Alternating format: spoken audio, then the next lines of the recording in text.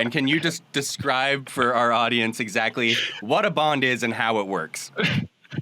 All right. Yeah, sure. I'd be more than happy to. So governments have revenues and they have expenditures. So they collect tax money and then they spend the money doing financing, education, and whatever. Sometimes their expenditures exceed their revenues, in which case they need to borrow the difference.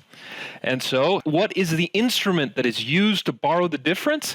Typically, it is a bond. Governments don't go out and borrow money from banks. They issue bonds. So bonds are just pieces of paper that are sold for a certain amount of money, usually near par value or the notional value, the face value, near 100 cents on the dollar.